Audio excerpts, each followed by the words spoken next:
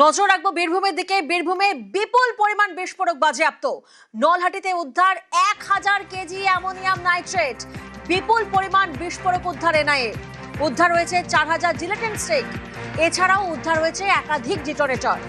বিস্ফোরক মজুতের দায়ে এনআইএ জালে রাকিবুল শেখ। নিউজরুম থেকে এই মুহূর্তে আমাদের সঙ্গে রয়েছেন কমলিকা সেনগুপ্ত। কমলিকা, যে প্রশ্নটা সামনে আসছে, এই যে বিস্ফোরক মজুতের দায়ে এনআইএ জালে রাকিবুল শেখ, কে এই রাকিবুল, কিভাবে এনআইএ জালে? দেখো, এটাই সবচেয়ে বড় প্রশ্ন এবং এটা নিয়ে তদন্ত করছে এনআইএ। এবং এই যে কেসটা, এই কেসটা 2 বছর আগেকার একটা কেসের সঙ্গে জড়িত এবং সেই কেসে তদন্ত করতে গিয়েই এই রাকিবুল শেখকে আজকে গ্রেপ্তার করেছে এনআইএ, এটাই আমরা জানতে পাচ্ছি। এবং শুধুমাত্র গ্রেপ্তার না, তার কাছ থেকে এই বিস্ফোরক পাওয়া গেছে 4000-এর উপর জিলেটিন স্টিক, তার সঙ্গে এত বেশি অ্যামোনিয়াম নাইট্রেট এইটা পাওয়া গেছে। এটা খুবই একটা চিন্তাজনক বিষয়। এবং 2 বছর আগে 2024-এ একটি ঘটনা ঘটে। একটি বাইকে করে একজন ব্যক্তি যাচ্ছিল বাঁকুড়াতে এবং সেখানে একটা বিস্ফোরণ হয়।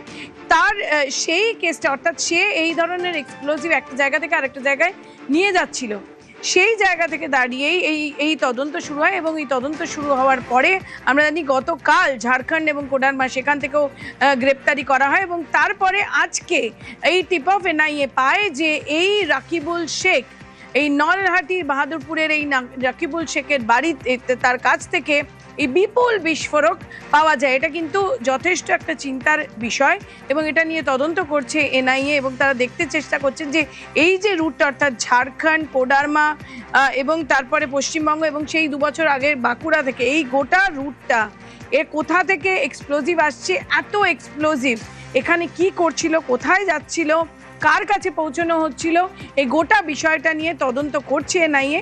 এবং এই যে আজকে যে এই যে বিপুল বিস্ফোরক যে এখান থেকে রাকিবুলের বাড়ি থেকে জোগাড় করা হয়েছে, তার কাছ থেকে পাওয়া গেছে, অবশ্যই এই নিয়ে জিজ্ঞাসাবাদ চলছে। কিন্তু উদ্বেগের একেবারে কমলিকা, এই জায়গা থেকে একটু জানার চেষ্টা করবো, এই যে 1000 কেজি অ্যামোনিয়াম নাইট্রেট, এই যে বিপুল পরিমাণ বিস্ফোরক মজুদ ছিল, মোটিভ কি? বড়সড় কোনো নাশকতার ছক? দেখো, সেটা নিয়েই তদন্ত করছে এনআইএর তরফ থেকে, সেটা নিয়েই তদন্ত করা হচ্ছে। এবং এই ধরনের এত বিস্ফোরক এখানে কিভাবে রইল তার কাছে, সেই নিয়েই তদন্ত হচ্ছে। এবং বিভিন্ন দিক আছে যে এই যে ধরনের এত পরিমাণে যে অ্যামোনিয়াম নাইট্রেট আছে, তারা কোন কাজে ব্যবহৃত হতে পারে, সেইটা নিয়ে কিন্তু চিন্তায় রয়েছে এনআইএর আধিকারিকরা। এবং তারা আজকেই এই গ্রেপ্তার করে তাকে নিয়ে আসা হচ্ছে এবং তাকে জিজ্ঞাসাবাদ করা হবে এবং এইটা জানার চেষ্টা করা হবে। কারণ অনেকগুলো বিষয় রয়েছে, যে প্যাটার্নটা রয়েছে সূত্র মারফত আমরা জানতে পারছি যে সেটা একদিকে যেরকম যেটা নাক্সাল মুভমেন্ট আছে, সেই জায়গায়ও কি এইটা যেতে পারে, এই ধরনের অ্যামোনিয়াম নাইট্রেট তারা ব্যবহার করে, সেই জায়গায় যেরকম একটা তদন্তের বিষয় রয়েছে। আবার এটা কি কোনো জঙ্গি যোগ রয়েছে, সেই ব্যাপারেও কিন্তু তারা তদন্ত করছে। কারণ এই কেসটা আবারও বলে নিই, 2024-এর, অর্থাৎ 2 বছর আগে এক ব্যক্তি, সে মোটরসাইকেল করে বাঁকুড়ার থেকে তিনি একটা জায়গা থেকে আরেকটা জায়গায় যাচ্ছিলেন, তখন সেটা জয়দেব তার নাম, সেটা ফেটে যায় এবং তখনই বোঝা যায় যে এটা একটা র্যাকেট, অর্থাৎ সাপ্লাই করার। এই সাপ্লাইটা, এই যে রাকিবুল তার কাছে কিভাবে এলো, কোথায় যাচ্ছিল, তা নিয়েই বিস্তারিত তদন্ত করছে এনআইএ।